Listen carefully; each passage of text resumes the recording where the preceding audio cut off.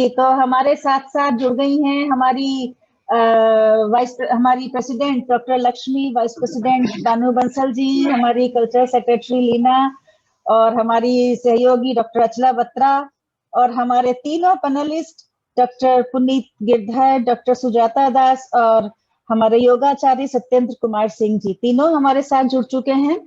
तो तीनों का बहुत बहुत स्वागत है। लीना, आप कार्यक्रम आरंभ कीजिए। जी, नमस्कार दोस्तों, मैं हूं आपकी होस्ट और दोस्त लीना जैन और आप सभी का स्वागत है वाव इंडिया के इस कार्यक्रम में। दोस्तों, क्या आप जानते हैं कि दुनिया भर में लोगों का डॉक्टर के पास जाने का दूसरा सबसे बड़ा कारण क्या है?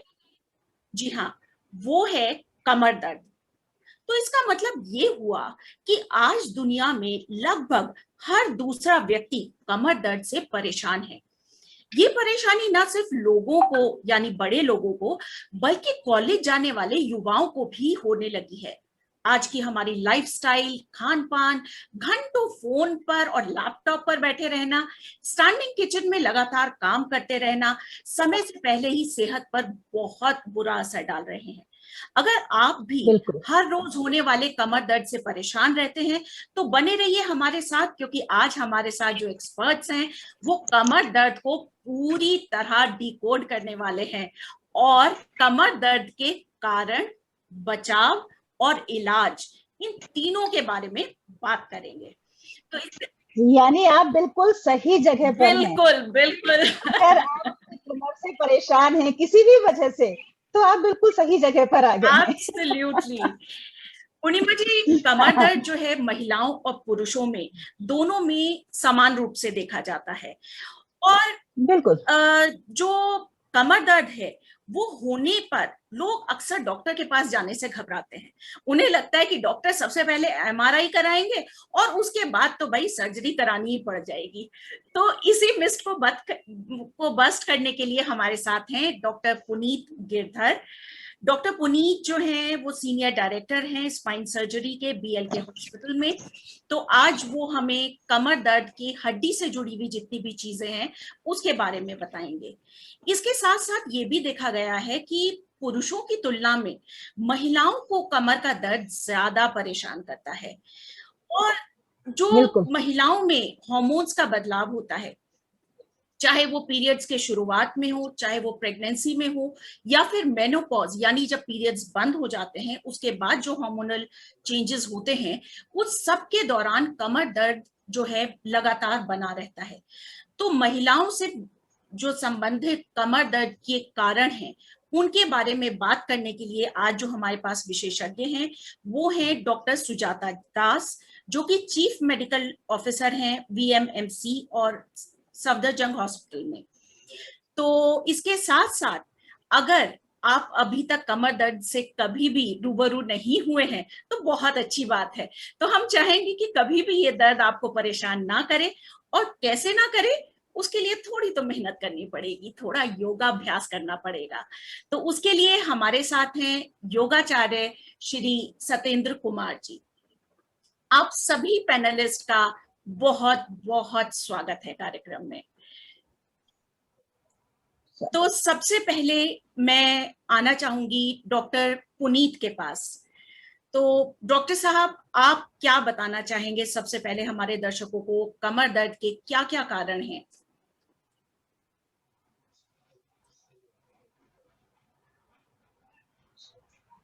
डॉक्टर पुनीत, अनम्यूट कर लीजिए डॉक्टर साहब। अनम्यूट कर लीजिए अपने आप को। सॉरी। नमस्कार लीना जी, क्या आप मुझे जी जी क्या आप मुझे सुन पा रही हैं क्लियरली? जी बिल्कुल सुन पा रहे हैं। डॉक्टर पुनीत गिरधर, आपका बहुत बहुत स्वागत है आज हमारे इस पटल पर वाव इंडिया के। Thank you doctor Purnima, thank you Leena ji. सबसे पहले मैं आपका बहुत बहुत शुक्रगुजार हूं कि आपने मुझे ये अपॉर्चुनिटी दी। आपके इस बहुत ही अच्छे इनिशिएटिव पे और बहुत ही जिसका वाइड स्प्रेड सब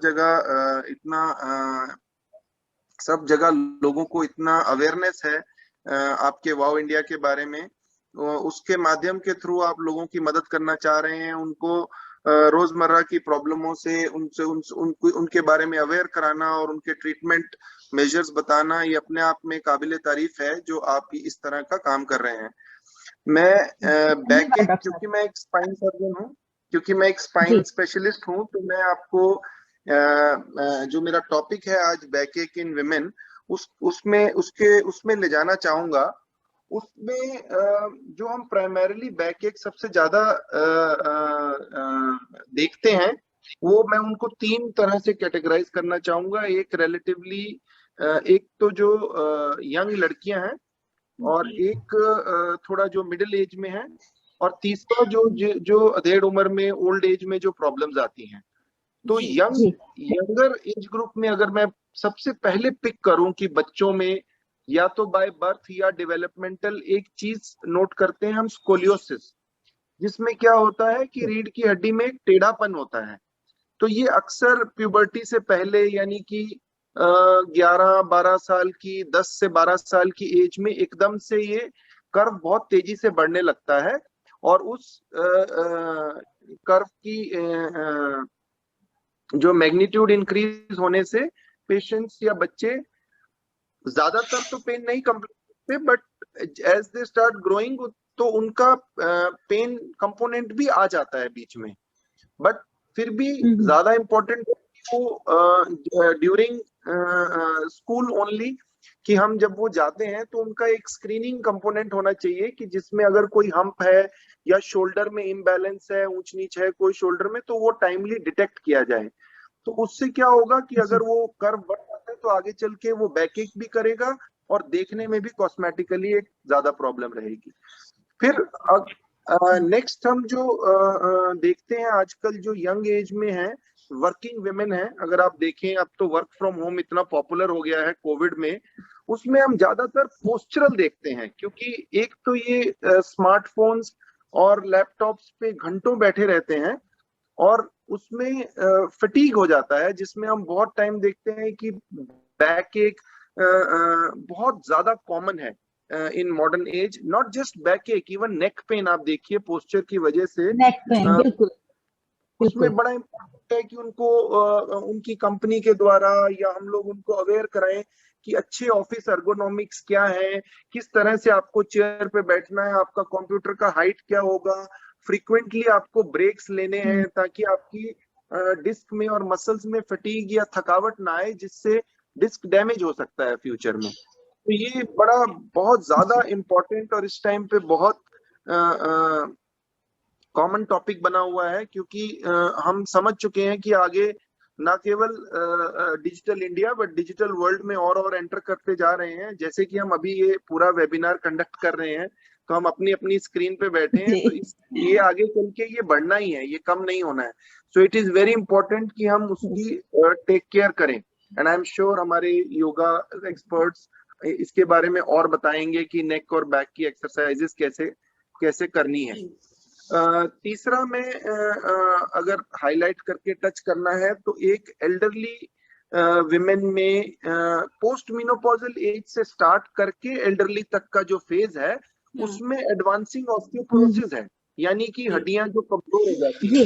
तो वो हम सब समझते हैं कि विमेन में बहुत ज्यादा कॉमन है ये। जैसे बच्चों में जो स्कोलियोसिस है, टेढ़ापन है, वो विमेन में या लड़कियों में 7:1 है एज कंपेयर टू बॉयज। इसी तरह ऑस्टियोपोरोसिस भी प्राइमरीली 80-90% विमेन में ही है, मेन में कम है, बिकॉज मेनोपॉज के बाद एस्ट्रोजन हार्मोन की सपोर्ट चली जाती है, तो उससे जो उनका बोन्स हैं वो over the period of time वो वीक होने लगती हैं। और इसमें हेरिडिटी भी बड़ा इंपॉर्टेंट कंपोनेंट है। अगर मदर में ऑस्टियोपोरोसिस की स्ट्रॉन्ग हिस्ट्री है, तो डॉटर्स में भी होने के चांसेस बहुत ज्यादा हैं। तो इसमें क्या है कि आपकी बोन्स बहुत ज्यादा वीक हो जाएंगी, जिसमें एक ऑस्टियोपोरोटिक फ्रैक्चर होने का हमेशा डर रहता है। तो उसको प्रिवेंट करने के लिए टाइमली कैल्शियम, अपना मसल्स की एक्सरसाइज, डाइट में इंक्रीज्ड प्रोटीन इनटेक और रेगुलर वॉक्स, ये बहुत इंपॉर्टेंट चीजें हैं ऑस्टियोपोरोसिस से बच पाए। एक और चीज है जो बड़ी कॉमनली हम ओपीडी में देखते हैं, and also more common in women and related to sitting, is पॉलीसाइडाइनिया, इसमें जो टेल बोन है, टेल बोन के अराउंड इन्फ्लेमेशन हो जाता है और उसमें बड़ा ही नॉन रिस्पॉन्सिव टू एनाल्जेसिक्स ऐसा पेन रहता है, वो जल्दी जल्दी रिस्पॉन्ड नहीं करता, फ्रिक्शनल कंपोनेंट रहता है। उसमें हम एडवाइस करते हैं कि एयर रिंग को यूज करें ताकि टेल बोन से प्रेशर हटाया जाए और साइड लेके अपना सोएं, बैक के ऊपर ना सोएं, लंबा सिटिंग ना करें। आजकल कंप्यूटर प्रोफेशनल्स में भी बहुत कॉमनली देखा जाता है, क्योंकि और जो लोग लॉन्ग डिस्टेंस ड्राइविंग करते हैं रोज या ट्रेवलिंग करते हैं, उनमें भी बहुत ये कॉमनली देखा जाता है। तो इसमें बहुत हमें केयरफुल रहना है। अगर हम ज्यादा देर बैठते हैं या ट्रेवल करते हैं तो बीच में फ्रीक्वेंटली ब्रेक्स लें, उठ के थोड़ा बैक को रिलैक्स करें और टेलबोन के ऊपर से प्रेशर हटाएं ताकि उसको हीलिंग का टाइम मिले। तो ये कुछ मेन चीजें मैंने कवर करी हैं। बैक एक का तो टॉपिक इतना वास्ट है कि ये मैं अगले आधा घंटा भी और बोलता रहूंगा तो भी 1-2% ही कवर कर पाऊंगा। जी डॉक्टर साहब, एक चीज आपसे हम यहाँ और जानना चाहते हैं, दो चीजें जानना चाहते हैं actually.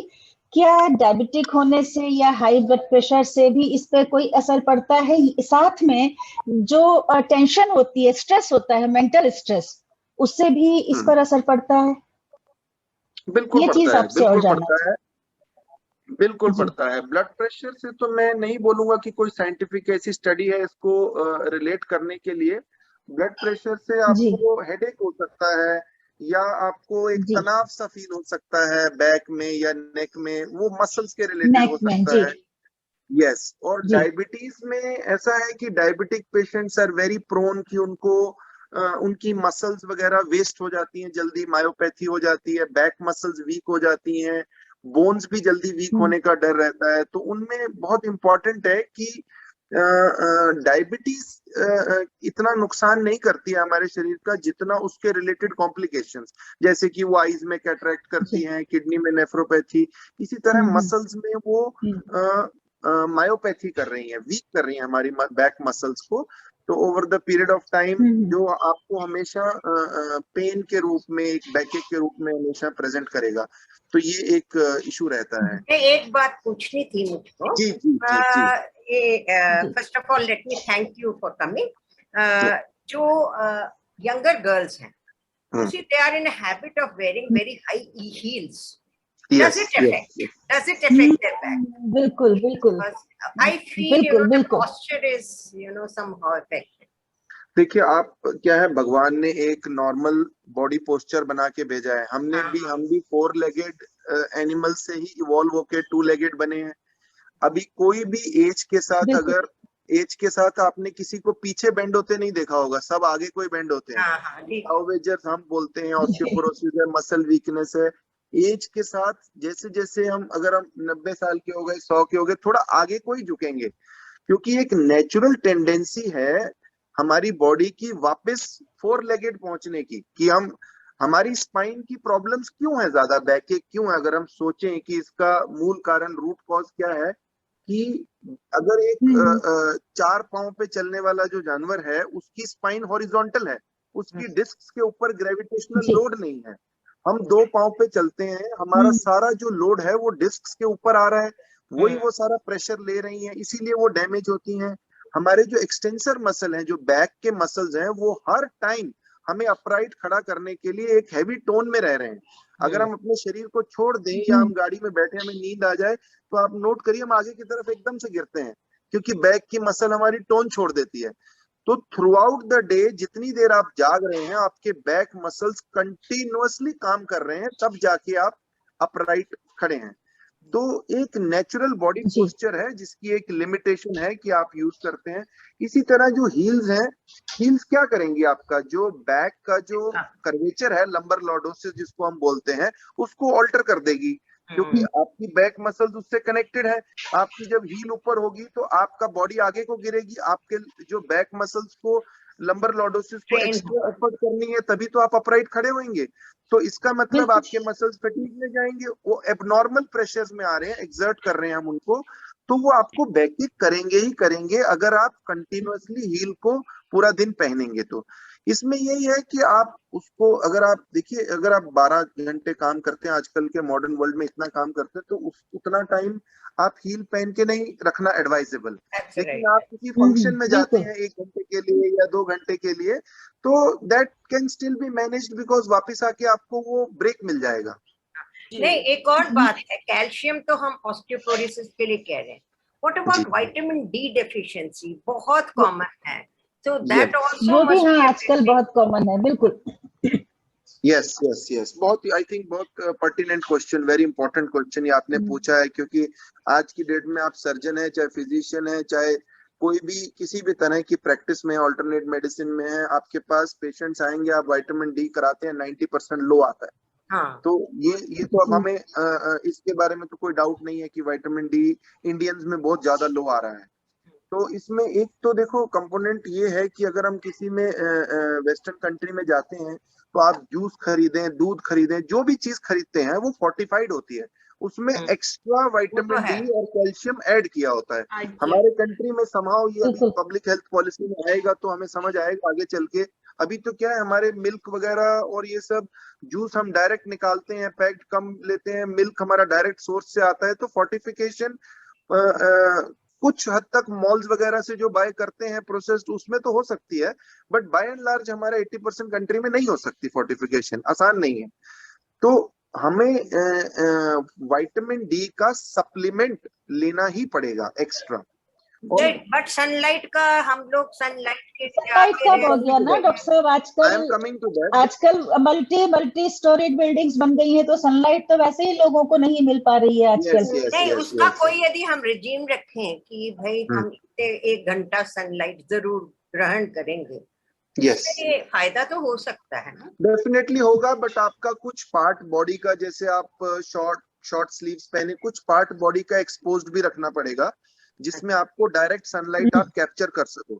It also comes with its disadvantages, but unfortunately vitamin D का और कोई सोर्स भी नहीं है कहीं से लेने, या तो हम सनलाइट से लें। सनलाइट में प्रॉब्लम आई है, इस बात की प्रॉब्लम आती है हमारी विमेन में, क्या है कल्चरली, वेस्ट में क्या है, जो उनके क्लोथिंग्स डिफरेंट है कल्चरली। हमारी क्लोथिंग्स में कवरिंग ज्यादा है, तो आपका बॉडी पार्ट जो एक्सपोज्ड है वो कम है। और अगर आप नॉर्थ इंडिया में हैं तो आपके 10 महीने इतनी गर्मी रहेगी कि आप सनलाइट लेना अपने आप में ले ही नहीं सकते। और जो ऑफिस गोअर्स है आजकल, वर्किंग विमेन है, हर जगह हम देख रहे हैं, वो 12-12 घंटे एयर कंडीशनड एटमॉस्फेयर में बंद ऑफिस में रहते हैं, सनलाइट का तो नामो निशान नहीं है। तो ये प्रॉब्लम्स डेफिनेटली हैं, इसीलिए मैंने बोला कि आपने बड़ा अच्छा क्वेश्चन रेज किया, और इसके लिए हमें बहुत ही अलर्ट और अवेयर रहना चाहिए। हम जब भी एनुअल हेल्थ चेकअप कराते हैं, अपना विटामिन डी जरूर चेक कराएं, और हो सके तो जैसे डॉक्टर एडवाइस करते हैं, हम लोग एडवाइस करते हैं, उसके अकॉर्डिंगली उसके सप्लीमेंट्स लें। और अगर 30 to 40 मिनट्स ऑफ सनलाइट आप एक्सपोजर ले सकते हैं किसी तरीके से, जिसमें आपको बेसिकली यू डोंट वांट कि एक्सेसिव हीट में सनबर्न हो जाए, वो भी उसको आपको बचते रहना है। दिल्ली में तो 50 डिग्री भी हो जाता है टेम्परेचर, तो ये हमें थोड़ा ऑस्टियोपोरोसिस के लिए भी, if supposing the girl start taking calcium earlier itself, तो क्या वो प्रिवेंशन रहेगा osteoporosis? It leads to later osteoarthritis also. So देखिए, अब वेस्ट में कुछ इसकी पॉलिसीज बनी है, हमारे अभी इंडिया में अभी इस लेवल तक का एडवांसमेंट नहीं है। जैसे जर्मनी में एक बड़ी अच्छी पॉलिसी है कि every 55 years old and plus women है जो, उनका एक बोन डेंसिटी कर लेते हैं वो। वो मैंडेटरी कर लेते हैं। नहीं पॉसिबल, हमारे रूरल एरिया में तो बिल्कुल भी नहीं पॉसिबल, बोन डेंसिटी की मशीन ही नहीं है, तो कहाँ से हो पाएगा। तो इसमें क्या है कि मैं ये नहीं कहूंगा कि हम अननेसेसरीली फार्माकोलॉजिकल ये ड्रग्स को और सप्लीमेंट्स को अब्यूज करें, और अल्टीमेटली एक्सपेंडिचर भी ऐसा नहीं कि सबको ही दे दो, ऐसा भी ट्रू नहीं है। तो WHO की गाइडलाइंस फॉलो करनी चाहिए। WHO ये कहता है कि रोज का 1000 milligram calcium, 800 international unit of vitamin D, ये हमें कवर करना है जी। तो इसके लिए 60,000 इंटरनेशनल यूनिट्स का जो विटामिन डी आता है, वो आप महीने में एक बार ले लीजिए, मोर देन इनफ। बट मैं यंगर पीपल को, मैं अगर कोई आपको बहुत ज्यादा फटीग, बॉडी एक्स नहीं रहते, तो अननेसेसरली लेने का कोई ग्रेट एडवांटेज नहीं। कई बार डॉक्टर पुनीत, डॉक्टर्स हमको बोलते हैं कि आपकी जो डिस्क है वो डीजेनरेट हो गई है या वो सूख गई है, तो इसका क्या मतलब हुआ? इसका मतलब ये हुआ कि अगर आप डिस्क के स्ट्रक्चर को समझें, जैसा कि मैंने ऑलरेडी आपको बोला कि हम बाइपिडल गेट है, हम दो पांव पे चलते हैं, तो डिस्क हमेशा ग्रेविटेशनल लोड में रहती हैं, ऑलवेज अंडर प्रेशर ही है, हम खड़े हैं तो डिस्क क्या है एज ए स्ट्रक्चर? एक फाइबर है, एनुलस है, उसकी एक रिंग है जो फाइबर की बनी हुई है, और उसके अंदर जो कंटेन्ड है, कंप्लीटली कवर्ड है सब तरफ से, वो एक जेल है, जेल। तो वो एक शॉक एब्जॉर्बर की तरह काम कर रही है, जब भी आप चलते हैं उसकी एक इलास्टिसिटी है, वो बाउंस करती है, वरना आपकी बैक को जब भी आप गाड़ी में भी ट्रेवल कर रहे हैं, आपको स्पीड ब्रेकर्स आते हैं, तो वो सारी डिस्क आपस में लोड शेयर कर लेती है, बिकॉज लिक्विड की वजह से वो शॉक को एब्जॉर्ब कर जाते हैं। अगर लिक्विड नहीं हो, जेल नहीं हो, तो शॉक जो है आपको फील होगा ज्यादा। क्या है कि ड्यू कोर्स हमारा जो एंड प्लेट्स हैं बोन की ऊपर नीचे, वो और ज्यादा हार्ड होने लगती हैं, जैसे बोलते हैं ऑस्टियोफाइड बन के कोई चीज घिसती है, हार्ड हो जाती है बोन उस एज पे, तो उसकी डिस्क की न्यूट्रिशन भी रेंज कम होनी शुरू हो जाती है, क्योंकि उसकी डिस्क की कोई ब्लड सप्लाई नहीं होती, वो ऊपर नीचे से डिफ्यूजन से लेते हैं, ऊपर से आ गया, नीचे से आ गया बोन से, तो वो धीरे धीरे अगर वो डिस्क का जो कवरिंग है वो ड्राई होने लगती है, उसमें क्रैक्स आ जाते हैं, तो उसके क्रैक्स आने से वो आपका जेल है धीरे धीरे ड्राई होना शुरू हो जाता है। तो अगर एक बार डिस्क जो ड्राई हो गई, वो अंडर प्रेशर उसका वो प्लास्टिसिटी, वो धीरे धीरे क्या होगा, वो डिफॉर्म होनी शुरू हो जाएगी, लोड के साथ साथ उसकी हाइट कम हो जाएगी, गिरने लगेगी, और वो फैलने लगेगी, या तो जाके किसी नर्व को दबा देगी या जॉइंट के ऊपर एक्स्ट्रा प्रेशर डालेगी, जिसकी वजह से साइटिका का पेन या वो भी स्टार्ट हो सकता है। हाँ, यस, अगर नर्व को प्रेस कर रही है तो सियाटिका का पेन, अगर फैसेट जॉइंट्स पे लोड डाल रही है तो बैक एक होगा, और अगर स्पाइनल कैनाल में नैरोइंग कर देती है प्रेशर से, तो उसको स्टेनोसिस बोलते हैं, कि आप जैसे क्लॉडिकेशन होता है, आप 10 कदम चले, 20 कदम चले, आपको बैठना पड़ता है, आप 10 कदम चलो फिर बैठना पड़ता है, तो इस तरह की प्रॉब्लम्स हो जाती हैं डीजेनरेटेड डिस्क की वजह से। Degenerated is an age related phenomena, जिसमें डिस्क ड्राई हो गई और उसने अपनी एबिलिटी टू बाउंस खत्म कर दी, वो उसके बाद वो एक हार्ड स्ट्रक्चर बन गया जो धीरे धीरे अपनी हाइट लूज कर रहा है। तो अगर किसी को ये प्रॉब्लम है तो क्या उसको ओपन सर्जरी के लिए जाना पड़ेगा, या कोई और भी तरीके हैं जिससे हम इसको ट्रीट कर सकते हैं? मैं ये कहूंगा कि आप लीना जी एक सर्जन की तरह साउंड कर रही है। तो मैं सर्जरी से पहले और बहुत तरीके हैं जिससे मैं उनको ये जो प्रोग्राम है डॉक्टर पुनीत, ये हम चाहते हैं कि जितनी इंफॉर्मेशन हम अपने दर्शकों को दे सके उतनी अच्छी है, कि वो डॉक्टर से के पास जाने से पहले डरे नहीं, उनको पता हो कि क्या क्या हो सकता है, और सर्जरी हर एक को डर ऑप्शंस हैं। हाँ, और जितने भी ऑप्शंस हैं वो सारे ऑप्शंस दर्शकों को हमारे पता चले, हमारे सदस्यों को पता चले कि क्या क्या ऑप्शंस इससे बचने के, इसको रिकवर करने के हो सकते हैं। यस। तो फिर मैं इसको लेट मी क्लासिफाई अकॉर्डिंगली कि सर्जरी डेफिनेटली एक रिजॉर्ट है, but it is the last resort, it is not the first resort. So we try, उससे पहले हम किस तरीके से मैनेज कर सकते हैं। तो फिजियोथेरेपी एक मोड है, योगा भी एक मोड है, जिसके अंदर हम अपनी मसल स्ट्रेंथनिंग करते हैं, स्पाइनल कैनाल का डायमीटर इंक्रीज करते हैं, जिससे बहुत सक्सेसफुल, काफी हद तक मोस्ट ऑफ द पेशेंट्स अपने सिम्टम्स से रिकवर कर जाते हैं। उनका एक्सरे एमआरआई कराएंगे तो ऑस्टियोआर्थराइटिस है, वो तो स्पाइनल जैसे डीजेनरेटेड डिस्क है, ऐसे जॉइंट में आर्थराइटिस है, तो एक्सरे तो दिखाता रहेगा, लेकिन अगर पेशेंट सिम्टोमेटिकली इंप्रूव हो गया फिजियोथेरेपी से, योगा से, एक्सरसाइजेस से, तो पेशेंट के लिए वो सक्सेसफुल आउटकम हो गया। तो पहला तो हम वही अपना कंजर्वेटिव तरीके से चलेंगे। अगर ये फेल हो जाता है,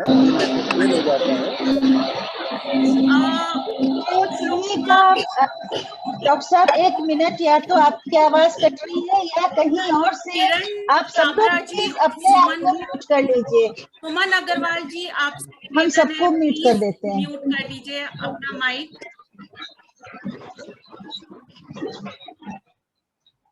हमने सबको म्यूट किया हुआ है। लीना डॉक्टर पुनीत गिरधर, सुजाता दास, डॉक्टर लक्ष्मी और सत्येंद्र कुमार जी, आप लोग अपने आप को अनम्यूट कर लीजिए, बाकी हमने सबको म्यूट किया हुआ है।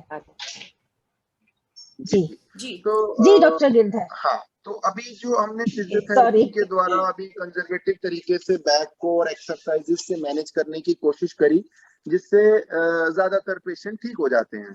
और उसके अलावा अगर उससे अगले स्टेप पे जाना पड़ता है तो एक इंजेक्शन थेरेपी होती है, इंजेक्शन, जिसमें हम क्या करते जी। हैं कि जैसे बैक पेन ज्यादा है, फैसेट में प्रॉब्लम है, तो हम फैसेट ब्लॉक लगा देते हैं, इंजेक्शन लगा देते हैं। उसमें लोकल एनेस्थीसिया में होता है, उसमें बेहोश नहीं करना, ये सब चीजें नहीं है।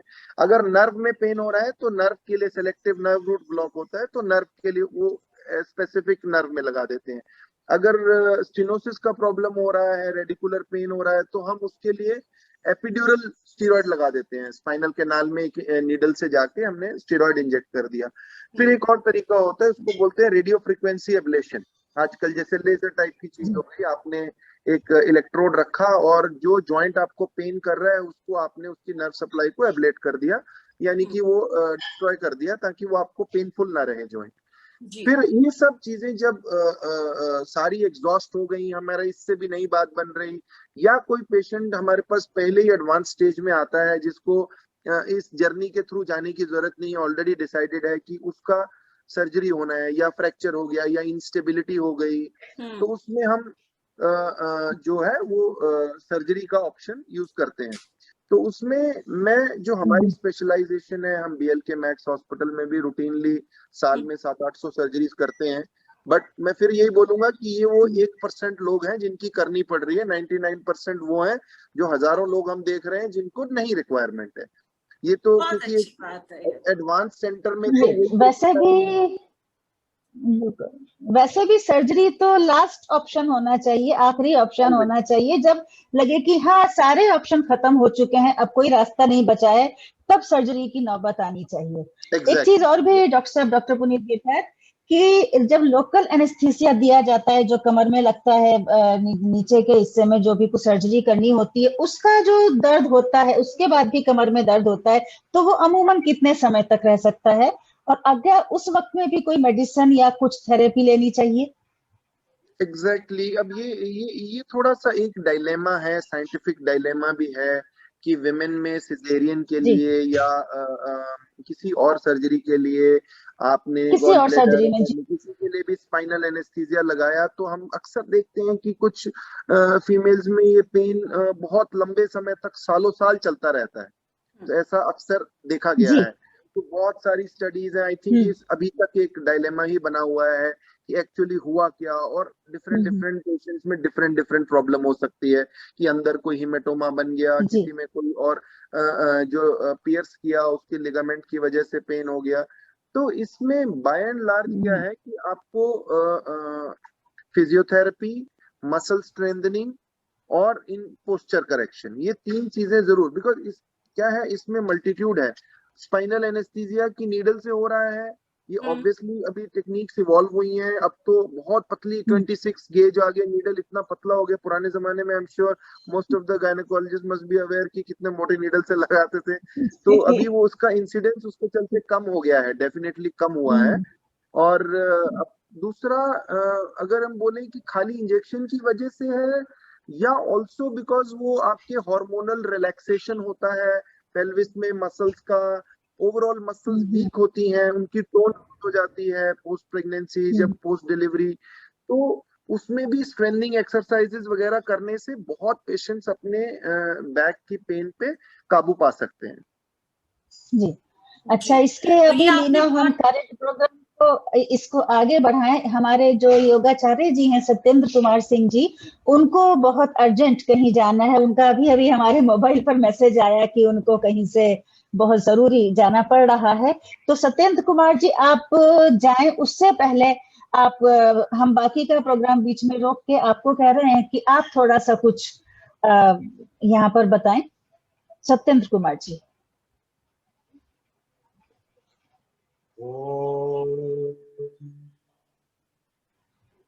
शांति शांति शांति।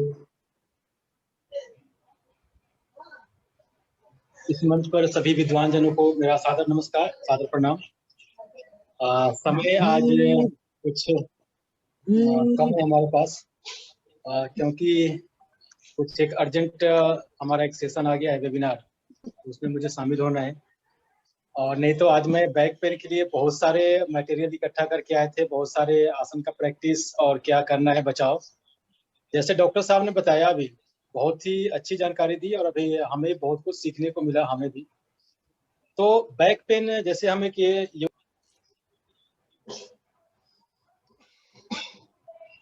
आपकी आवाज चली गई सत्येंद्र कुमार जी। इसमें से आप देखें तो 50 to 60% जो पेशेंट है वो बैक पेन से रिलेटेड ही है, या तो किसी वजह से लाइफस्टाइल डिसऑर्डर्स है या फिर और भी कारण हो सकते हैं। और ये बात भी एक कॉमन बात है कि वो सब लोग डरते हैं। जैसे ही वो इतना सारे एक्सरे एमआरआई लेकर के आते हैं, फिर हम उनसे बात करते हैं कि जब डॉक्टर ने बोला आपको ऑपरेशन करने के लिए, फिर आपने ऑपरेशन क्यों नहीं किया? फिर वो बोलते हैं कि एक बार हम लास्ट ट्राई करते हैं, योग में भी एक बार ट्राई कर लेते हैं, योग से करके देखते हैं, ये तो करना ही है। तो उनका फिर हम ट्रीटमेंट स्टार्ट करते हैं। और हमारे यहाँ जो मॉडर्न मेडिसिन है, डॉक्टर है, उनके थ्रू आयुर्वेदिक, नेचुरोपैथी और फिर योग में जो रिलेटेड जो प्रैक्टिस है, अभ्यास है, उसके थ्रू हम उनको अभ्यास कराते हैं। और फिर यदि बिल्कुल ही क्रॉनिकल डिजीज है तो उसको तो ठीक नहीं कर सकते, पेन है तो, परंतु रिलेटेड है तो उसमें ज्यादातर लोगों को बेनिफिट मिलता है। तो मैं ये बोल सकता हूँ कि अपने बैक को स्ट्रॉन्ग करने के लिए, बैक को स्ट्रेंथनेस देने के लिए, या बैक पे ना हो इसके लिए योग अभ्यास बहुत ही हमारे लिए बहुत ही महत्वपूर्ण है। क्योंकि योग में हर तरह के पोस्चर है, फॉरवर्ड बेंडिंग है, बैक बेंडिंग है, साइड बेंडिंग है और ट्विस्टिंग, सुपाइन पोस्चर है, प्रोन पोस्चर है, स्टैंडिंग पोस्चर है, सारे तरह के पोस्चर है जो हमारे बैक पर जाकर इफेक्ट करते हैं और उसको स्ट्रॉन्ग तो करते हैं, साथ ही साथ यदि बैक पेन हो रहा है तो उसमें भी वो सपोर्ट करते हैं। कुछ मैं 4-5 आसनों का अभ्यास कर लेता हूँ, आसनों के विषय में बताता हूँ जो बैक के लिए काफी अच्छा है। अब नेक्स्ट क्लास में आऊंगा तो उसको डेमो करके बताऊंगा और कोशिश करेंगे कि आप लोग भी डेमो करें, क्योंकि योग हम थ्योरेटिकल हम बता सकते हैं, बोल रहे हैं, लेकिन उससे कुछ बेनिफिट नहीं होगा यदि आपको बैक पेन नहीं भी, फिर भी जब आप प्रैक्टिस करेंगे 10-15 मिनट या आधे घंटे प्रैक्टिस करेंगे तो कुछ चेंजेस फील होगा। एक तो श्योर है कि चेंजेस होगा आपको, बैक में आपको फील होगा कि हमें कितना इम्प्रूवमेंट हो रहा है, क्या बेनिफिट हो रहा है, कितना लचीलापन हो रहा है, ये इफेक्ट होगा। तो जैसे हमें ज्यादा नहीं करना है, बहुत सारे प्रैक्टिस है इसमें, परंतु लोगों के पास में समय बहुत कम है, तो कम समय में कैसे कितना बेनिफिट दे सकते हैं। स्टैंडिंग पोस्चर मैक्सिमम 10 आसन का हमने यदि सिलेक्ट करें यदि, तो स्टैंडिंग पोस्चर में एक तारासन का अभ्यास होता है जिसमें हम शरीर को खिंचाव देते हैं। हम स्ट्रेच कर सकते हैं, स्ट्रेच किया हमने, इसमें हम शरीर को स्ट्रेच करते हैं, स्ट्रेच को तो नेचुरल ऊपर की तरफ खींचे, वो जो बैक आपका सपोर्ट करेगा। करते हैं तो भी हमारे साइड में बैक के लिए काफी इम्पोर्टेंट है। सेम इसको हम अदर साइड से करते हैं, फिर हम ट्विस्टिंग करते हैं, हमने बैक को ट्विस्ट करके हम एक से अगली चपाती तक बंद करते हैं। तो जैसे ही ट्विस्ट करते हैं ये इसका भी हमारे बैक के ऊपर ही हो रहा है। हर चक्रासन के लिए अभ्यास करते हैं, बैक बेंड करते हैं तो इसका भी इफेक्ट हमारे बैक के ऊपर हो रहा है। यदि हम फॉरवर्ड बेंडिंग में आसन का अभ्यास करते हैं, इसका भी हमारा बैक के लिए, यानी कि एक अच्छे योग साधक के लिए, एक अच्छे योग टीचर के लिए और थेरेपिस्ट के लिए बैक यदि आपका अच्छा है तभी आप अच्छा एक डेमोन्स्ट्रेटर हो सकते हैं। और बैक हमारे लिए बहुत महत्वपूर्ण है। तो अभी समय हमारे पास बहुत ही कम है। नेक्स्ट क्लास में यदि आपका इजाजत हो तो मैं और भी बहुत सारे बिल्कुल मैं आपको बताऊंगा। अगले सेशन में हम लोग आपसे इसके बारे में डिटेल में बात करेंगे और इसका डेमोन्स्ट्रेशन, इसका जो भी है, और साथ में हमारे जो यहाँ पर सदस्य हैं, इनका डेमोन्स्ट्रेशन इज वेरी इंपॉर्टेंट, क्योंकि यदि किसी नहीं वो नेक्स्ट सेशन में डॉक्टर साहब, वो नेक्स्ट सेशन में होगा। हाँ, क्योंकि इनको आज जाना है तो नेक्स्ट सेशन में वो डेमोन्स्ट्रेशन होएगा प्रॉपर। और इन्होंने इतना वक्त निकाल दिया, यही बहुत है, क्योंकि आज ही इनको पता चला कि इनको जाना पड़ेगा, तो ये थोड़ी समस्या हो गई है। लेकिन वही योग का जो सबसे बड़ा लाभ है वो यही है कि वो शरीर में लचीलापन लाता है, मांसपेशियों में लचीलापन लाता है, हड्डियों को मजबूत बनाता है। उससे कारण जो भी हो, मेडिकल रीजन बहुत सारे हो सकते हैं, जैसे अभी पुनीत गिरधर, डॉक्टर पुनीत गिरधर से भी हम बात को आगे बढ़ाएंगे, डॉक्टर सुजाता दास के पास भी जाएंगे। लेकिन अगर हम योग का अभ्यास करते रहे नियमित, तो बहुत सारी समस्याओं से, शरीर के बहुत सारे जो दर्द होते हैं, कष्ट होते हैं, लोग समझते हैं कि योग का एकमात्र लाभ यही है कि योग से जो है आपका शरीर सुडौल बनता है, खूबसूरती बढ़ती है। नहीं, वो एक अलग चीज है। असली जो इसका लाभ है वो ये है कि आपको बहुत सारे बीमारियों से जो है बचा के रखता है। हम ये नहीं कहते कि दवा का काम करता है, दवा की जहां जरूरत है वहां दवा की जरूरत है, सर्जरी की जहां जरूरत है वहां सर्जरी की जरूरत है, लेकिन अक्सर ऐसी नौबत ना आने पाए, इसके लिए योग का अगर पहले से ही अभ्यास करना आरंभ कर दिया जाए तो उससे बढ़िया कोई बात नहीं है। तो बहुत बहुत धन्यवाद सत्येंद्र कुमार जी आपका कि आपने अपने व्यस्त समय में से थोड़ा सा समय दिया। अब लीना क्यों ना वापस डॉक्टर पुनीत गिरधर के पास चला जाए। मैं लीव कर सकता हूँ, क्षमा चाहता हूँ, मैं लीव कर सकता हूँ। जी जी जी जी जी जी, धन्यवाद धन्यवाद सत्येंद्र जी। डॉक्टर पुनीत, एक बार फिर हम आपके पास आना चाहेंगे और बातचीत का सिलसिला आगे बढ़ाना चाहेंगे। आप अगर अपना कैमरा ऑन कर पाए तो और अनम्यूट कर लीजिए प्लीज। जी, डॉक्टर पुनीत गिरधर। हाँ, आ गए जी। डॉक्टर पुनीत, कई बार स्लिप डिस्क का भी जिक्र होता है कि कमर में दर्द हुआ है तो आपको स्लिप डिस्क हो गई है। तो या जैसे हम कोई भारी काम कर रहे हैं, मान लीजिए मैं चादर धो रही हूँ और मैं उसको पानी में खंगाल रही हूँ और अचानक से झुके और फिर लगता है कि सीधे नहीं हो पाए, तो ऐसे केस में क्या मुझे सर्जरी करा के ठीक होना पड़ेगा या दवाइयों से आप ठीक कर देंगे? नहीं, सर्जरी पे बाद में आओ लीना, सर्जरी की बात सबसे बाद में होगी। सबसे ज्यादा डर फिजियोथेरेपी और मेडिसिन की बात ही होनी चाहिए। सीधे कहीं ये सर्जरी ना क्यों बता डॉक्टर गिरधर, हमारे ख्याल से सर्जरी पे बाद में आना चाहिए डॉक्टर गिरधर, पहले फिजियोथेरेपी और मेडिसिन पे आना चाहिए, एक्सरसाइजेस पे। क्यों डॉक्टर गिरधर? बिल्कुल। सर्जरी की बात बाद में। जी डॉक्टर गिरधर।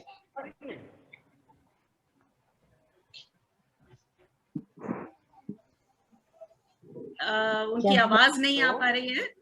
जी आगे जी डॉक्टर गिरधर। आप अभी सुन पा रही हैं मुझे? जी जी जी, अब आवाज आ रही है। आ रही है, तो मैं बाहर आ रहा हूँ। हाँ, तो आपने डिस्क प्रोलैप्स के बारे में पूछा, तो इसमें जैसे मैंने आपको पहले बताया कि रुक गया आपका वीडियो। नहीं, वो उनका नेटवर्क जो है उसकी बैंडविड्थ लो वो शो कर रहा है, तो हाँ, उसका नेट का प्रॉब्लम है। अब आ गए वो। आगे जी डॉक्टर गिरधर। माइक्रोस्कोप के जरिए जो डिस्क का फ्रेगमेंट है, उसको जो आपकी नर्व को प्रेस कर रहा है उसको आप रिमूव कर सकते हैं जी। तो वो दूरबीन से ही हो जाती है ये सर्जरी। इसके लिए ओपन सर्जरी नहीं करनी पड़ती है। और इस सर्जरी में एडवांटेज ये रहता है, ये मिनिमल इन्वेजिव जो माइक्रोस्कोपिक और एंडोस्कोपिक सर्जरीज होती हैं, कि इसमें कोई मेजर मसल कटिंग नहीं है, तो सर्जरी के बाद बैक एक का भी ज्यादा प्रॉब्लम नहीं है, रिकवरी भी बहुत फास्ट है, कोई ब्लड लॉस भी नहीं है, सेम डे या अगले दिन सुबह आप डिस्चार्ज हो जाते हैं, विद इन 1 वीक आप बैक टू वर्क आ जाते हैं, जिस भी ऑफिस में आप काम करते हैं कहीं भी, तो वो आप अपना नॉर्मल लाइफ को रिस्टोर कर लेते हैं। एब्सोल्युटली। नहीं, एक बात आपसे पूछना चाहते हैं डॉक्टर गिरधर कि इसमें क्या फिजियोथेरेपी या कोई मेडिसिन कारगर नहीं होती क्या? सीधा सर्जरी पर ही आना पड़ता है? ये हम आपसे जानना चाहते हैं। नहीं, सर्जरी तो लास्ट रिजॉर्ट है अगर हमें करनी पड़े। डिस्क प्रोलैप्स जो है जी, वो वैसे भी अपने आप में एक natural course of remission and relapse होता है। कोई भी डिस्क प्रोलैप्स है वह जैसे आपका वायरल फीवर है उस तरह से वो हफ्ता 10 दिन 2 हफ्ते में अपने आप नेचुरली भी रिकवरी हो ही जाती है, अनलेस कि कोई रेयर केसेस में जैसे 5 to 10% पेशेंट्स में होता है कि डिस्क का फ्रेगमेंट बहुत बड़ा है, नर्व के ऊपर प्रेशर से आपके कोई यूरिन फंक्शन या कोई जिसको हम कॉडा इक्वाइना बोलते हैं, कोई जो नमनेस या फुट ड्रॉप कोई मोटर वीकनेस कर रहा है, तब आपको सर्जरी अर्जेंट करनी पड़ती है। अदरवाइज फिजियोथेरेपी और बैक की एक्सरसाइजेज से, हीट थेरेपी और फिजियो में और भी बड़ी मोडेलिटीज है, उन सब से जो डिस्क प्रोलैप्स है वो 2 से 3 हफ्ते में नेचुरली ही अपने आप वो रिजॉल्व हो जाता है। क्या इस समय कोल्ड कंप्रेशन भी हेल्प करता है, जो ठंडी सिकाई या गर्म सिकाई बोलते हैं? इसमें अगर देखो, जो नॉर्म है, जो थंब रूल है, वो ये है कि अगर आपको कोई चोट लगी है, इंजरी हुई है, तो आप फर्स्ट 48 आवर्स के लिए आइस पैक या कोल्ड फर्मेंटेशन को यूज करेंगे। बट अगर आपको कोई क्रॉनिक चीज चल रही है, जैसे बैक एक बहुत देर से चल रहा है, तो वो, या उसमें फैसेटल जॉइंट्स वगैरह, आर्थराइटिस जैसी चीज इन्वॉल्व है, या डिस्क में लॉन्ग स्टैंडिंग प्रॉब्लम है, तो उसमें आप हॉट पैक्स यूज करेंगे। ओके। तो पहले 48 घंटे में कोल्ड और उसके बाद आप हॉट कंप्रेशन यूज कर सकते हैं। जी बिल्कुल सही। आपका बहुत बहुत शुक्रिया डॉक्टर पुनीत। और अब मैं रुख करना चाहूंगी डॉक्टर सुजाता का।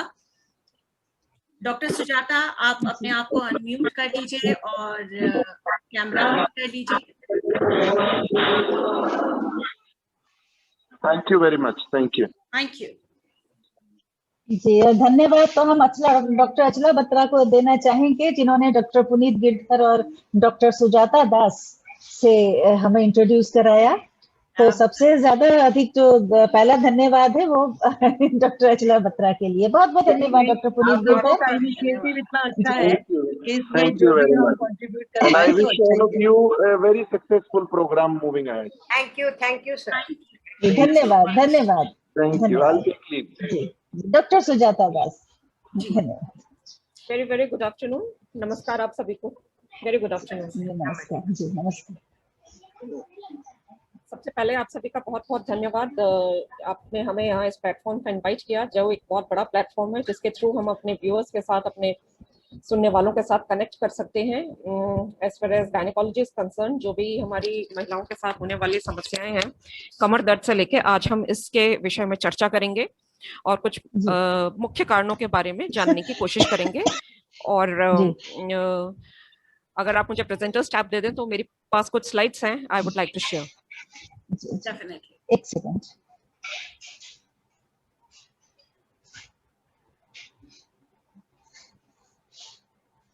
जी, हमने उसको कर दिया है। Okay, thank you so much ma'am. देखिए, हुआ, मिला आपको? Yes yes, thank you so much, thank you so much. I will just make it full screen.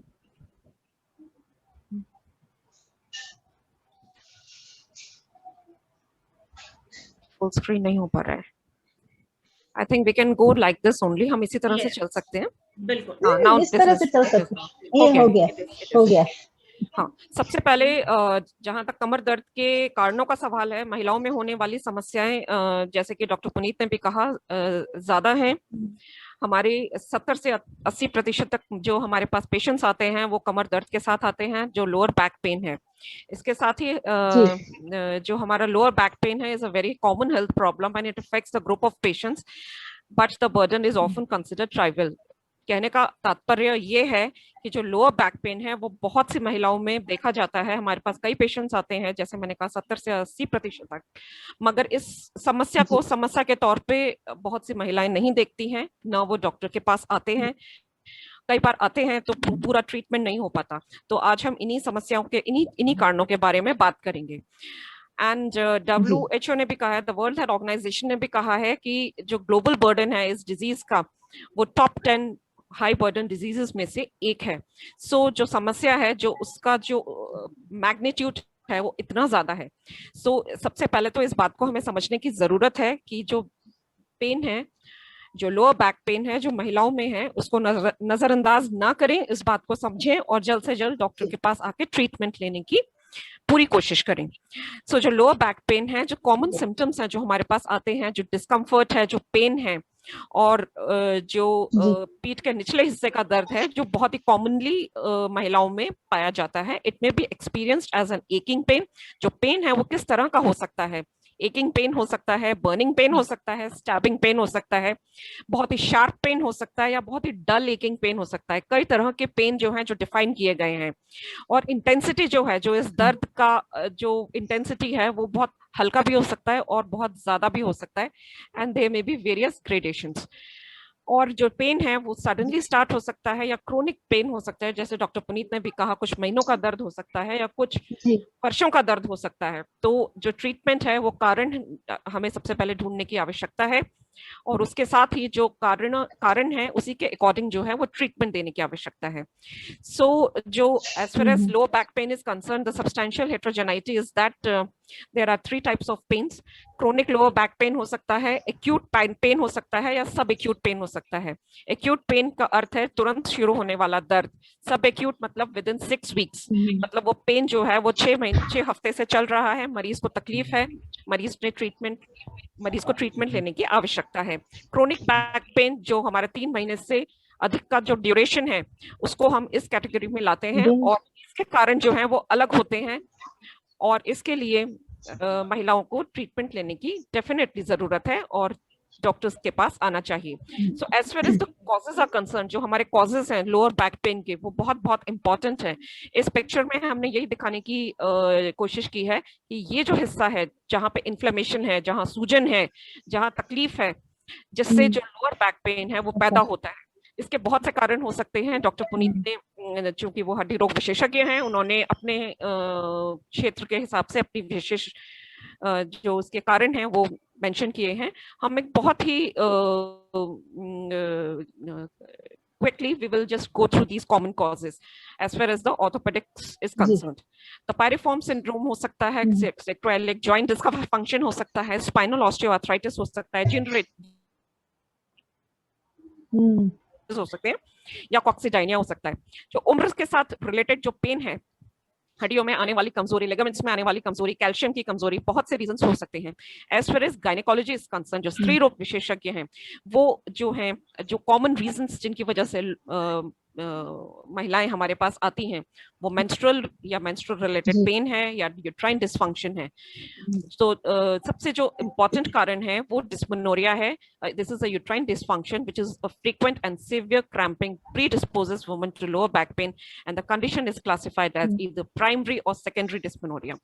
तो जो माहवारी के दौरान होने वाला दर्द है वो पेट के निचले हिस्से में भी हो सकता है या कमर के निचले हिस्से में भी हो सकता है, और ये कम से कम 50 से 60% तक जो हमारी जो एडोलेसेंट गर्ल्स हैं या जो हमारी महिलाएं हैं उनको ये एक्सपीरियंस होता है, और इसका ट्रीटमेंट मुश्किल नहीं है। They should come to a doctor and seek the take the treatment. So जो प्राइमरी डिस्मेनोरिया है, जो पेन जो है पीरियड्स के साथ स्टार्ट होता है and sometimes leads to severe cramping. Pain इतना ज्यादा हो सकता है कि जो उनकी daily day to day activities है उनको भी वो कॉम्प्रोमाइज करता है, उन्हें भी अफेक्ट करता है। सेकेंडरी डिस्मेनोरिया का कारण ये है कि जो हमारी जो गर्भाशय और आसपास के जो स्ट्रक्चर्स हैं उसमें कोई और तकलीफ पैदा हुई है जिसकी वजह से ये पेन पैदा होना शुरू हो गया है। Endometriosis, again, it is a very, very important etiology as far as the a gynecologist is concerned. Endometriosis is a chronic condition and is a very, very important cause for the back pain in females. Now, this condition occurs when the tissue behaves like the endometrial tissues. जो गर्भाशय का tissue है, अगर वो uterus के बाहर आसपास के स्ट्रक्चर्स में भी पैदा हो गया है, डेवलप हो गया है, तो वो जो हॉर्मोन्स से रिलेटेड जो चेंजेस हैं वो उस टिश्यूज में भी देखे जाएंगे। As a result of which वहां पेन हो सकता है, स्वेलिंग हो सकती है, महिलाओं को स्पॉटिंग हो सकती है जो माहवारी से रिलेटेड नहीं होती है, टिश्यू ग्रो कर जाता है, स्वेल कर जाता है, as a result of which these women feel pain. Now there is excessive fluid collection also, जिसकी वजह से inflammatory reaction, सूजन या पेन जो है डेवलप होता है। So as far as endometriosis is concerned, a lot of adolescent girls are coming to us with this kind of pain, and yes, there is treatment. So जो आम तौर पे महिलाएं जो हैं, जो किशोरियां जो हैं, जो हमारे पास आते हैं, वो किस तरह की समस्याएं लेके आते हैं? एब्डोमिनल और लोअर बैक पेन। जो हमारा लो बैक पेन हो सकता है, पेट के निचले हिस्से में दर्द हो सकता है, खड़े होने पे परेशानी हो सकती है, चलने पे परेशानी हो सकती है। जो पेल्विक इन्फ्लेमेशन है, पेड़ों के नीचे का जो दर्द है वो अक्सर रहता है, एंड समटाइम्स बॉवल मूवमेंट्स में भी प्रॉब्लम हो सकती है। इसके अलावा एक बहुत बहुत इंपॉर्टेंट जो कारण है वो है पेल्विक इन्फ्लेमेटरी डिजीजेस। हमारे पास 80% महिलाएं जो हैं हमारी ओपीडीज में जो आती हैं वो पेल्विक इन्फ्लेमेटरी डिजीजेस के साथ ही आती हैं। और जो क्लिनिकल पिक्चर है जो बहुत ही कॉमन है हमारे इन महिलाओं में, वो पेट के निचले का दर्द, पीठ का दर्द, अनहेल्दी डिस्चार्ज होता है इन पेशेंट्स को, and sometimes the discharge is thick or sometimes the discharge is thin. So इसके अलावा जो हमारे पास और भी जो कारण है as far as gynecology is concerned, जो हमारी महिलाएं आती हैं उसमें बहुत important reasons हैं। यूट्रस एंड यूट्रस से रिलेटेड जो हमारी पैथोलॉजीज हैं, जो उसमें जो बीमारियां हैं उसकी वजह से इसमें हमारे यूट्राइन फाइब्रॉइड्स भी हो सकते हैं, या फिर यूट्रस में पैदा होने वाला, गर्भाशय में पैदा होने वाला कैंसर भी हो सकता है। कुछ सिस्ट भी हो सकते हैं जो हम आमतौर पे अंडेदानियों में देखते हैं, जिसकी वजह से वो सिस्ट के साइज पे भी बहुत कुछ डिपेंड करता है। साइज छोटा हो सकता है, साइज बड़ा हो सकता है, as a result of which the patient experiences pain, and each and every condition has its own etiology as well as treatment. तो जो treatment है, it is very very important। आप gynecologist के पास आए, डॉक्टर्स के पास आए and उस समस्या का निदान पाएं। So this is very very important। As far as the pregnancy is concerned, again a very very important issue। So जो ड्यूरिंग प्रेगनेंसी जो है जो चेंजेस होते हैं जो फीमेल एक महिला के अंदर, वो बहुत इंपॉर्टेंट है।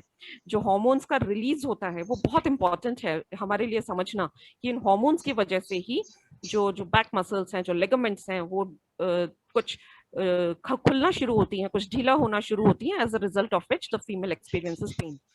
This is mainly caused by the release of hormones and there is nothing abnormal about it। So ये जो है जो समस्या है, ये जो कारण है जो दर्द का, ये abnormal नहीं है। हम अपनी जो महिलाएं हैं जो हमारे पास एंटीनेटल ओपीडी में आती हैं, हम उनको यही समझाते हैं कि ये हल्का फुल्का दर्द जो है वो टिल प्रेगनेंसी रहेगा, उसमें घबराने की कोई आवश्यकता नहीं है।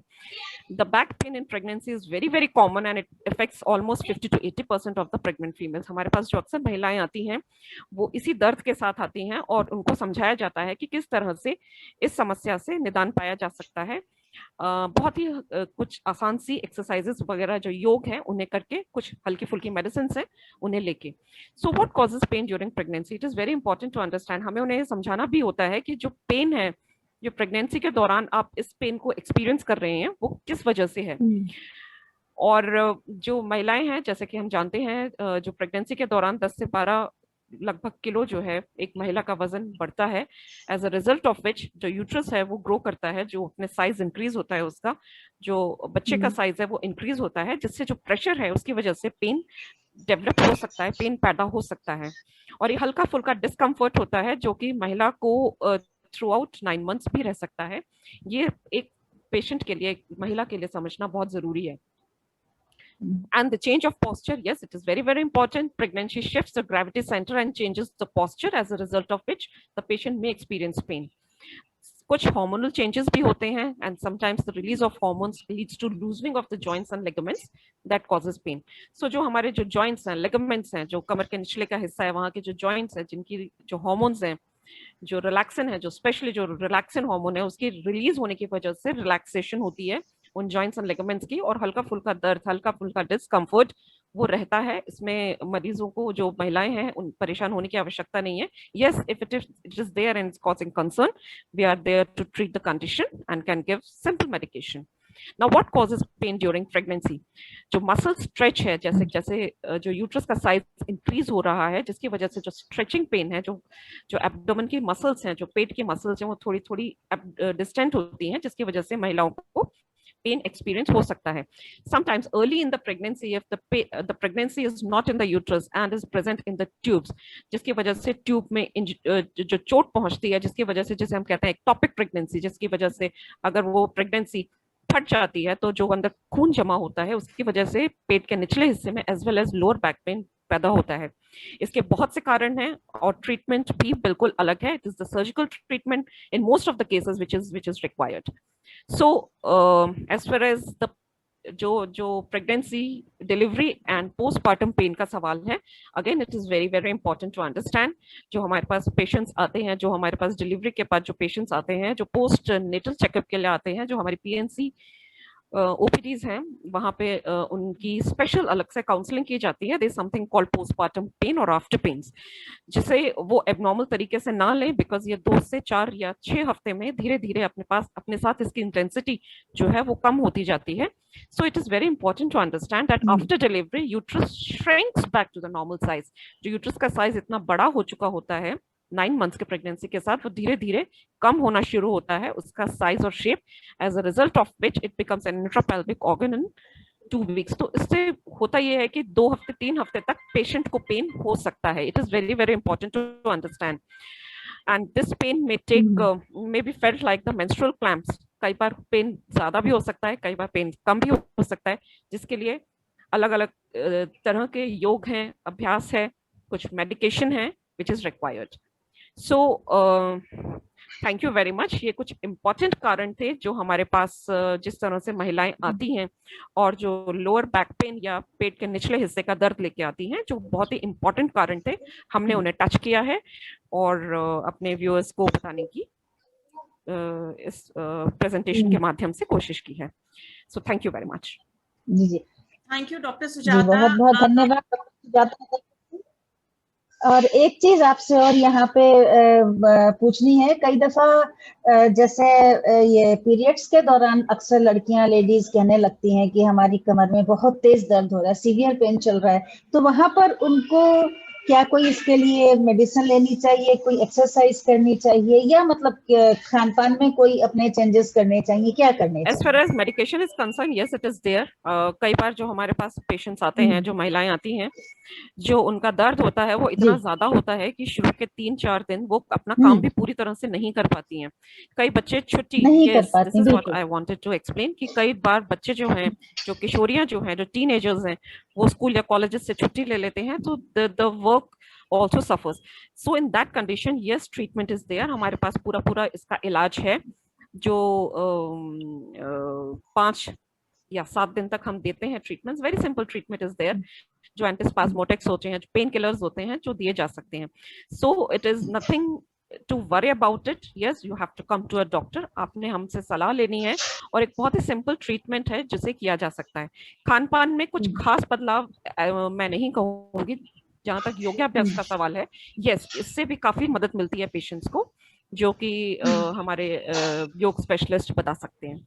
सो हमारे पास जो as a gynaecologist, yes, there is treatment available and you need to come to us. जी, लीना जी।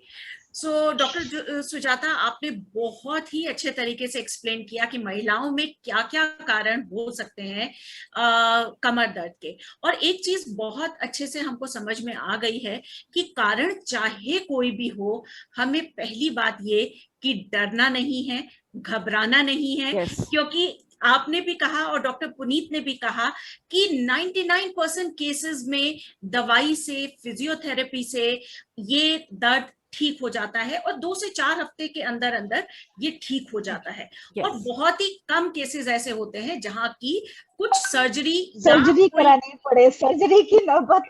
बिल्कुल। नहीं, मैं एक बात पूछना चाहती हूँ डॉक्टर लक्ष्मी, पहले जमाने में स्टैंडिंग किचन नहीं था, आजकल ये जो स्टैंडिंग किचन आया, क्या इसका कोई इफेक्ट है ये बैक पेन में? मुझको ये एक हरदम मन में आता है कि स्टैंडिंग किचन जब से हो सकता है, all the time the ladies are standing and cooking, and it's not 1 hour, 2 hours, हाँ 3 hours, उसका आपको क्या इम्पैक्ट पड़ता है? डॉक्टर सुजाता दास क्या बोलती हैं? कुछ स्टडीज के अकॉर्डिंग, अगर जो स्टैंडिंग है, जो एक महिला की स्टैंडिंग है, तो 3-3.5 घंटे से अधिक है, yes, definitely it is related to it, and it with increasing age it increases. So जो हमारी जो लाइफस्टाइल है, specially being doctor and in a surgical profession, जहाँ पे हमारी जो सर्जिकल ब्रांचेस हैं, जहाँ पे ऑपरेशन थिएटर्स में कई घंटे खड़े रहना पड़ता है, so as a result of which I also experienced pain, but yes, there is medication, there is treatment, there is yoga available, so आप उस चीज से पूरी तरह से बाहर निकल सकते हैं। I myself have experienced it and I have completely now out of it. Doctor Sujata, एक चीज और पूछना चाहूंगी यहाँ पर कि आपने बात की कि लगातार खड़े रहने की वजह से कमर में दर्द होता है, इसकी वजह से वेरिकोज वेन्स की भी प्रॉब्लम हो सकती है? यस, बढ़ती हुई उम्र के साथ हो सकती है, इसमें हार्मोनल चेंजेस भी हैं, और long standing for very long duration is definitely a recognised risk factor for it. So कुछ डॉक्टर्स जो हैं, yes it is there, so उसके भी अपने अपने ट्रीटमेंट्स हैं। और जो स्टॉकिंग्स हैं, जो हाई प्रेशर स्टॉकिंग्स वगैरह होती हैं, जो कि पेशेंट्स को हम लोग एडवाइस कर सकते हैं। Yes, we refer the patient to a surgeon.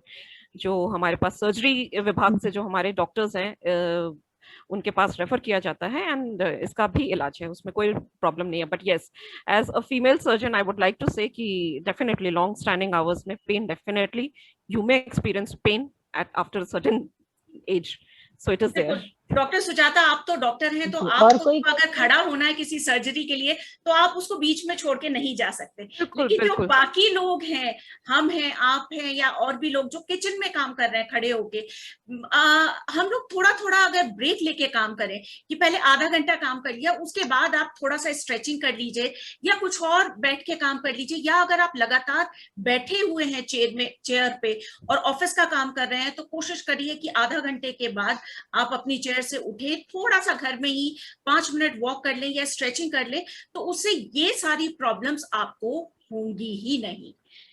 तो बिल्कुल आपने काफी अच्छा कमेंट किया। अगर हम 2 घंटे के बाद अगर 15 मिनट की स्ट्रेचिंग एक्सरसाइजेस करते हैं, specially for our online students who are studying online for long hours, it is very very important. आजकल तो 2 घंटे के बाद स्टूडेंट्स में ये बहुत बड़ा कारण है, 15 मिनट का ब्रेक लेना। मैं this I teach my teenager daughters also कि 2 घंटे की टीचिंग के बाद आप 15 मिनट के लिए डेफिनेटली कुछ स्ट्रेचिंग एक्सरसाइजेस लें, थोड़ा घूमे फिरें, इससे डेफिनेटली हेल्प मिलती है, डेफिनेटली। बट आई फील जब से ये ऑनलाइन क्लासेस शुरू हुई हैं, it should be mandatory for the schools not to have continuous classes. वो क्या रहा है, वो लोग continuous classes रख रहे हैं, तो if you give a break in between, at least the student can move around and they don't have to sit continuously. तो ये एक प्रिवेंशन हो सकता है। But are there any other preventive methods कि भाई बैक पेन ना आए हमको बाद में? What would you suggest? अभी हम मतलब बाद में लोग कहते हैं आपने पहले कैल्शियम क्यों नहीं लिया, आपको पहले ऑस्टियोपेनिया हो गया था तो आपको ले लेना चाहिए था। What do you think that would be a preventive measure? It is a very, very important message from our side to all our viewers कि 30 के एज के बाद जो हमारी हड्डियों का कैल्शियम है वो धीरे धीरे कम होना शुरू हो जाता है, डेफिनेटली। एंड इसके साथ ही हमें कैल्शियम की भी आवश्यकता होती है। हम कैल्शियम की जो सप्लीमेंटेशन है डेफिनेटली ले सकते हैं, and we suggest this to our patients also. Definitely exercises का एक बहुत बड़ा रोल है। हमें जैसे जो हमारा पैंडेमिक है, जो हमारा जो लॉकडाउन की स्थिति पैदा हो जाती है, ज्यादातर लोगों को घरों में रहना होता है, तो as a result of which जो हमारी एक्टिविटीज हैं, फिजिकल एक्टिविटीज हैं, वो बहुत कम हो जाती हैं। तो उसका हमें ऑल्टरनेटिव सोचना होता है कि हम घर में ही कुछ ऐसी एक्टिविटीज करें, कुछ ऐसी एक्सरसाइजेस फॉलो करें जिसकी वजह से हमारा जो फिजिकल एक्टिविटी है वो बिल्कुल लिमिटेड ना रह जाए। It is very important. Calcium supplementation है, जैसे डॉक्टर साहब ने भी कहा, जो विटामिन D3 सप्लीमेंटेशन है, it is very very very much required. कुछ एक्सरसाइजेस हैं, हमारा जो खान पान है वो डेफिनेटली अच्छा होना चाहिए। महिलाओं में अक्सर ये देखा जाता है ये वो या तो दूध या दूध से बनी हुई चीजें नहीं लेती हैं या बहुत कम लेते हैं। So it is very, very important for them to understand that their diet should be proper, their supplementation should be proper, their physical activities should be proper, and definitely हमारी जो लाइफस्टाइल है हमें उसको थोड़ा सा बदलना पड़ेगा इस तरह से कि अगर हम 2 घंटे लगातार खड़े हैं तो हमें आधे घंटे का रेस्ट भी चाहिए। This is what is the natural requirement of our body. तो शरीर, डॉक्टर लक्ष्मी आप क्या कहना चाहेंगी आज के इसके जो भी हमारी आज की? First of all let me congratulate you that you conducted this particular programme, और ये ना महिलाओं के लिए बहुत बहुत इम्पोर्टेंट है। रीजन बीइंग आई थिंक 50% महिला कम से कम इससे गुजरती हैं, specially in the middle age गुजरती हैं, बिल्कुल 45-50 की हो जाती है तो कुछ ना कुछ प्रॉब्लम आती है। एक चीज जो मैं पर्सनल एक्सपीरियंस से बताऊंगी, ये कुर्सी का बड़ा इफेक्ट है। I mean, you know what happens is हमारा posture कभी ठीक नहीं होता. कभी हम पढ़ रहे हैं लेट के, सही बोल रही हैं, खड़े होके ही काम हाँ करे जी, जा रहे हैं, कभी बैठ रहे हैं और उसमें वो जो कुर्सी है वो ठीक posture में है नहीं. In fact, I had to change my, you know, chair because what happened was if I was sitting in the other chair, I was having certain problems. So I took the computer chair. It has helped me a lot. तो ये posture बहुत बहुत important हो जाता है. तो आज हमारे तीनों जो हमारे विशेषज्ञ आए थे, उन्होंने बहुत अच्छी तरह डॉक्टर मिस्टर सत्येंद्र कुमार ने तो कवर किया पूरा योगा. ऑफ कोर्स इसका हम फर्दर लेंगे जब हम दिखाएंगे कि कैसे ये एक्सरसाइजेस रियली करनी चाहिए. हमने उनको कहा है कि वो किसी डिसाइपल को लेके आएंगे और वो हमको डेमोन्स्ट्रेट करके देंगे. दूसरा, हमने अभी डॉक्टर पुनीत को भी सुना, उन्होंने भी हमारी बहुत सारी शंकाएं जो थी वो सब दूर करेंगी. ये इसलिए हम बहुत ही आभारी हैं उनके कि उन्होंने हमको बताया कि क्या हो सकता है, विटामिन डी का, कैल्शियम का क्या रोल है और हम क्या ले सकते हैं जिससे कि हम इसको प्रिवेंट कर सकें. और फाइनली डॉक्टर सुजाता ने भी तो बहुत ब्यूटीफुली अपने स्लाइड प्रेजेंटेशन से कॉजेस बताए हमें, व्हाट इज हैपनिंग, क्यों हो रहा है. क्योंकि कॉजेस तो पता ही होना चाहिए. यदि हमें कॉज नहीं पता कि क्या हो रहा है तो उसका ट्रीटमेंट भी देना मुश्किल हो जाता है. तो इसलिए कॉज हमें पता होना चाहिए किसके कारण ये हो रहा है, और जहां तक हो सके योगा से ठीक हो जाए, फिजियोथेरेपी से ठीक हो जाए, बहुत अच्छा. We don't have to go for any invasive thing. Even I would say if we need not take drugs. I have also experienced one thing very much. Ayurveda maybe there are certain oils which have helped people, and especially I'm from Kerala. I'm from Kerala और केरला में तो बहुत सारे, वहाँ पे एक art है कहते हैं कलरी आर्ट करके, जो फाइटिंग आर्ट होता है, ट्रेडिशनल फाइट्स होते थे, उनको एकदम ठीक करते थे वो. तो उसके लिए स्पेशल ऑयल्स लगाते हैं, उससे बहुत फायदा होता है. आई थिंक यदि हम इसको ले लें तो आज के तीनों टॉक्स बहुत ही अच्छे थे और I think we continue with such talks, और हमने पहले भी कहा था तो हम इस सीरीज को कंटिन्यू करेंगे. Thank you all the three panelist, doctor Sujata, doctor Puneet. Thank you very much. Thank you. हम इस सीरीज को कंटिन्यू करेंगे और जो ये हमारा आज का कमर दर्द वाला ये है, अगला जो हमारा इसका सेशन होगा वो हम कर रहे हैं 1 अगस्त को संडे है, उस दिन हम करेंगे. उस दिन हम सिर्फ सत्येंद्र कुमार सिंह जी को बुलाएंगे. वो योग में कौन कौन से आसन हैं, योग में किस तरह से इसका निदान किया जा सकता है, उसके बारे में सत्येंद्र कुमार जी उसको डेमोन्स्ट्रेट करके दिखाएंगे, पूरा प्रैक्टिकल करके दिखाएंगे कि कौन सा आसन किस तरह से किया जाना चाहिए. और एक चीज हम अपने सदस्यों को भी और दूसरे भी दर्शक हमारा ये प्रोग्राम बाद में यूट्यूब पर देखेंगे, सबसे एक बात हम जरूर कहना चाहेंगे कि ये जो कमर दर्द है इसके मेडिकल रीजन बहुत सारे हो सकते हैं और हैं, लेकिन सबसे बड़ा हमारा लाइफस्टाइल है. सबसे पहली जरूरत है हमें अपना लाइफस्टाइल सुधारने की, और उसके लिए सब जैसा कि अभी डॉक्टर सुजाता दास भी बोल रही थी कि बहुत लंबे समय तक एक ही जगह खड़े होकर के हमें काम नहीं करते रहना है, बीच बीच में उसको ब्रेक देना है, पूरे लंबे समय के लिए चेयर पर नहीं बैठे रहना है. वॉक बहुत जरूरी है, बहुत से लोग करते हैं, बहुत से नहीं कर पाते हैं, वो बहुत जरूरी है. और आसन तो खैर अल्टीमेट है ही, लेकिन अगर आप योग का अभ्यास कर रहे हैं तो वहां पर भी एक बार जरूर कहना चाहेंगे कि अगर एक्यूट पेन आपको है, बहुत सीवियर आपको दर्द है, तो योग का अभ्यास या कोई भी आसन तब तक मत कीजिए जब तक कि आपके डॉक्टर आपको उसके लिए परमिशन ना दे दें. और साथ में उसके लिए डॉक्टर की बताई हुई दवा और जो डाइट शेड्यूल डॉक्टर, जो भी आपकी डाइट वगैरह डॉक्टर आपको बताएं, जो भी चीजें आपको खाने के लिए कहें वो लेना ना भूलें. अगर आप ये सब दवाई के साथ में अगर आप योग का अभ्यास करेंगे तो अगर आपको सीवियर पेन है भी तो वो भी बहुत जल्दी, क्योंकि योग उसमें आपको हेल्प करेगा उसको रिकवर करने में. तो योग अलग चीज है, डॉक्टर की सलाह, डॉक्टर की दवा, उस सबको लेना ना भूलें. जरा सी कोई भी तकलीफ हो तुरंत डॉक्टर के पास जाएं, ये हमारा आप सबसे निवेदन है. और इसी के साथ सभी का बहुत बहुत धन्यवाद आज के इस कार्यक्रम को सफल बनाने के लिए. अब 1 तारीख को फिर से आप सबके सामने होंगे. नमस्कार. नमस्कार.